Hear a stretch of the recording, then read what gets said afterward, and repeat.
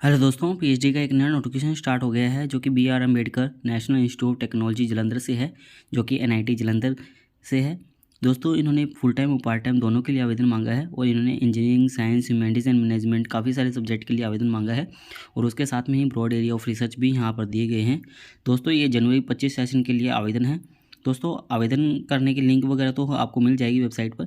यहाँ पर इन्होंने SC/ST PWD कंटेंट के लिए 500 फीस बताई है और 1000 रुपये अदर कंटेंट के लिए बताई है। और यदि आपको कोई एक से ज़्यादा फॉर्म फिलअप करने हैं तो आपको फॉर्म सेपरेट ही फिलअप करना होगा और आपको हार्ड कॉपी सेंड करने की कोई ज़रूरत नहीं है। लास्ट डेट की बात करें तो दोस्तों, लास्ट डेट बताई गई है 15 नवंबर इसकी लास्ट डेट रहने वाली है। और दोस्तों, आगे इन्होंने कुछ और इन्फॉर्मेशन भी दी है। तो यहाँ पर आप देख सकते हैं कि ब्रॉड एरिया ऑफ रिसर्च यहाँ पर दिया गया है full term part time content के लिए। तो यहाँ पर आप देख सकते हैं डिपार्टमेंट दिया हुआ है, उसके साथ में ईमेल एड्रेस दिया हुआ है HOD का। तो यदि आपको कोई दिक्कत आ रही है तो आप और HOD से भी कॉन्टैक्ट कर सकते हैं और ब्रॉड एरिया रिसर्च इनका देख सकते हैं।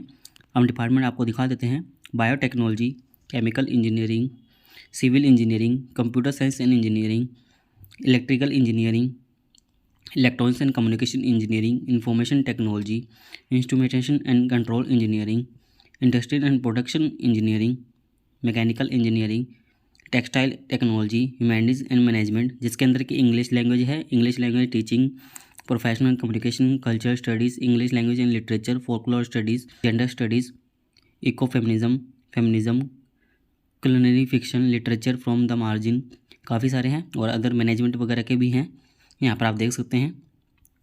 और दोस्तों, physics, chemistry, mathematics and computing, centre for energy and environment. और दोस्तों, आगे यहाँ पर एलिजिबिलिटी भी बताई गई है। दोस्तों, एलिजिबिलिटी के अंदर इन्होंने यहाँ पर फुल टाइम के लिए बताया है, PhD फुल टाइम रेगुलर के लिए। तो ये आप देख सकते हैं कि एजुकेशन क्वालिफिकेशन के अंदर क्या क्या है। तो PhD इन इंजीनियरिंग डिपार्टमेंट के अंदर यहाँ पर बताया गया है सीरियल नंबर 1 से लेकर 11 तक एंड और 16 के लिए।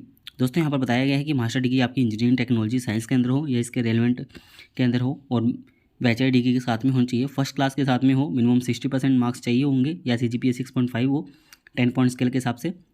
और जो बाकी इंजीनियरिंग डिपार्टमेंट है सीरियल नंबर 1 से लेकर 11 और 16, तो उनके लिए डायरेक्ट एडमिशन है, ये अवेलेबल भी है डायरेक्ट एडमिशन भी। और दोस्तों, उनके लिए क्या चाहिए होगा, तो CGPA 8.5 से अबव होनी चाहिए यदि वो 4 ईयर की बैचलर डिग्री के साथ में आवेदन करना चाहते हैं, यानी कि 80% मिनिमम मार्क्स होने चाहिए किसी भी CFTI इंस्टीट्यूट से। और यहाँ पर उनके साथ में वैलिड गेट स्कोर भी होना चाहिए। और दोस्तों, साइंस डिपार्टमेंट वालों के लिए भी बताया गया है कि मिनिमम 60% मार्क्स होने चाहिए मास्टर डिग्री के अंदर और 6.5 CGPA हो। Humanities and social science management के लिए भी बताया गया है, सेम ही है दोनों के लिए। और ऐसे इन्होंने एसेंशियल रिक्वायरमेंट भी बताई गई है कुछ अवार्ड या फेलोशिप के लिए। तो यहाँ पर कंटेंट विद ME और MTech डिग्री है तो उनके पास में गेट का एग्जामिनेशन होना चाहिए। और जो 4 ईयर की बैचलर डिग्री के साथ में है तो उनके पास में वैलिड गेट स्कोर हो। और जिन्होंने MSc क्वालिफाई की है तो उनके पास में भी गेट स्कोर हो वैलिड, या नेट JRF हो, इंस्पायर, NBHM PhD क्वालिफिकेशन हो। और यदि कोई MA humanities and social science से अप्लाई कर रहा है, कॉमर्स मैनेजमेंट डिग्री वगैरह हो, तो UGC नेट की क्वालिफिकेशन होनी चाहिए। और दोस्तों, यहाँ पर PhD फुल टाइम के लिए बताया गया है ऐसे ही कि यदि कोई content PhD full time sponsored के अंदर आवेदन करना चाहता है तो उनके पास में R&D organisation, academic institute, government organisation, industry वगैरह के अंदर तो इंस्टीट्यूट की फेलोशिप नहीं प्रोवाइड की जाएगी। और उनके पास में ये रेगुलर एम्प्लॉय हो वहाँ के, तो उनका स्पॉन्सरशिप लेटर भी देना होगा यहाँ पर, तो ये लिखा हुआ है। और ऐसे ही PhD full time self sponsored भी बताई गई है। इसके अंदर की कंटेंट सेल्फ स्पॉन्सर्ड प्रोग्राम के अंदर फाइनेंशियल असिस्टेंटशिप के बिना हम PhD करेगा अपनी, तो उसके लिए भी यहाँ पर है। और दोस्तों, यहाँ पर पार्ट टाइम वालों के लिए भी है, जो एम्प्लॉयड में है, एक्सटर्नल के अंदर है, तो वो भी इसके अंदर आवेदन कर सकता है। तो उसके अंदर लिए उनको नो ऑब्जेक्शन सर्टिफिकेट देना होगा। और जिस भी एरिया के अंदर वो काम कर रहे थे, पहले एम्प्लॉयमेंट में थे, कोई R&D institution, academic institution, government organisation वगैरह के अंदर, तो ये देख लीजिएगा। और एक्सपीरियंस सर्टिफिकेट भी उनको यहाँ पर देना होगा। नो ऑब्जेक्शन सर्टिफिकेट यहाँ पर मैंडेटरी है। और ऐसे ही PhD फुल टाइम है जिनको एक्सटर्नल फेलोशिप मिल रही है, जैसे कि JRF, DST, इंस्पायर वगैरह, या किसी भी इंस्टीट्यूट से फेलोशिप वगैरह है तो उनके पास में एक्सटर्नल, तो वो इसके अंदर आवेदन कर सकते हैं। या कोई पार्ट टाइम प्रोजेक्ट स्टाफ है तो वो भी इसके अंदर आवेदन कर सकते हैं। तो इस प्रकार से पूरा दिया हुआ है। और ये सीरियल नंबर 2, 3, 4, 5 और 6 वालों के लिए सेम रहेगी फुल टाइम जो है। बाकी उनके अलावा और क्या क्या चाहिए होगा ये देख सकते हैं। ये 5% का रिलैक्सेशन दिया जाता है SC/ST PWD को। और ये प्राइमरी मोड है, यहाँ पर ये वेरीफाई वगैरह करेंगे। और स्क्रीनिंग टेस्ट के अंदर कैंडिडेट के पास में गेट नेट हो, JRF LS UGC वगैरह, GPAT, इंस्पायर फेलो, या अलग अलग यहाँ पर बताया गया है। स्पॉन्सरशिप हो कोई आउटसाइड एजेंसी से जिसके अंदर भी आवेदन कर रहा है, सभी के लिए बता दिया गया है यहाँ पर मिक्सअप करके। और आगे यहाँ पर सीट मैट्रिक्स बताया गया है, तो सीट मैट्रिक्स आप देख सकते हैं। यहाँ पर इन्होंने full time institute fellowship seat बताई है, और बाकी जो एक्सटर्नल है DST वगैरह कोई उनको बाहर से मिल रही है फेलोशिप 2 पार्ट टाइम वाले और पार्ट टाइम प्रोजेक्ट के अंडर में, जो ऐसे करके टोटल सीट बताई गई है।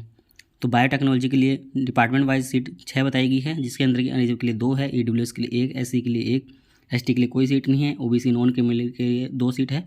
और जो बाहर से स्पॉन्सर है, यानी कि उनको बाहर से फेलोशिप वगैरह मिल रही है DST वगैरह से, JRF वगैरह से, तो उनके लिए 12 सीट बताई गई है। पार्ट टाइम वालों के लिए 4 सीट है, पार्ट टाइम वाले जो प्रोजेक्ट के अंडर है उनके लिए 4 सीट है, टोटल 26 सीट बताई गई है यहाँ पर।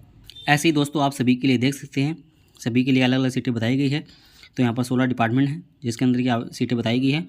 तो 166 सीटें तो डायरेक्ट ही बताई गई है, जो कि ये डिपार्टमेंट वाइज है। और बाकी टोटल सीटों की बात करें तो यहाँ पर 539 सीट बताई गई है। तो दोस्तों ये आप देख सकते हैं, एडमिशन प्रोसीजर भी यहाँ पर दिया गया है कि सभी को ये रिटर्न एग्जामिनेशन क्लियर करना पड़ेगा, और साथ में जिनके पास में GATE NET JRF UGC JRF वगैरह इंस्पायर स्पॉन्सरशिप वगैरह है आउटसाइड एजेंसी वगैरह से, तो उनको शॉर्टलिस्ट किया जाएगा। तो उन्हीं को ही शॉर्टलिस्ट किया जाएगा, यहाँ पर लिखा हुआ है, और परफॉर्मेंस वगैरह देखी जाएगी। तो ये आप अच्छे से रीड आउट कर लीजिएगा इनको। और यहाँ पर आपको 40% मार्क्स लाने होंगे, यानी कि 60 में से 24 मिनिमम। और अनरिजर्व कैटेगरी वालों के लिए यहाँ पर बताया गया है, और जो 35 लाने होंगे 60 में से, उनको SC ST OBC EWS PWD को लाने होंगे 35।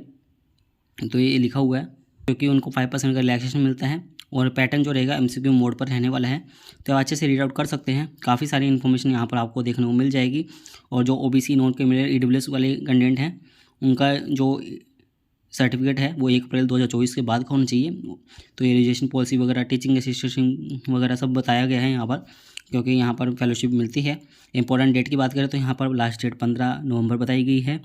और जो एलिजिबल कैंडिडेट होंगे उनकी लिस्ट कंसर्न HOD डिपार्टमेंट के अंदर लगा दी जाएगी। तो 19 नवंबर को वेबसाइट पर भी आ जाएगी। रिटन टेस्ट होगा वो आपका 10 बजे होगा 25 नवंबर को।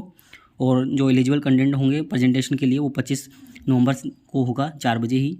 और जो एलिजिबल कैंडिडेट होंगे जो फिजिकल मोड के अंदर होंगे वो 26 नवंबर को होगा।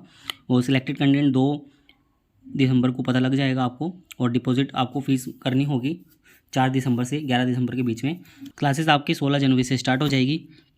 ये यहाँ पर इन्फॉर्मेशन दी हुई है। बाकी इन्फॉर्मेशन दोस्तों आप देख सकते हैं आगे, यहाँ पर आपको other detail department specific education qualification भी देखने को मिल जाएगी। तो सभी आपको यहाँ पर देखने को मिलेगी अलग से, यदि आप देखना चाहते हैं तो डिपार्टमेंट के हिसाब से। तो दोस्तों ये है इसके बारे में इन्फॉर्मेशन। दोस्तों उम्मीद करते हैं आपको हमारे द्वारा दी गई जानकारी अच्छी लगी होगी। यदि आपको हमारे द्वारा दी गई जानकारी अच्छी लगी हो तो आप हमारे चैनल को सब्सक्राइब कर सकते हैं, और आप हमसे टेलीग्राम पर भी जुड़ सकते हैं ऐसे ही PhD से रिलेटेड नए अपडेट के लिए।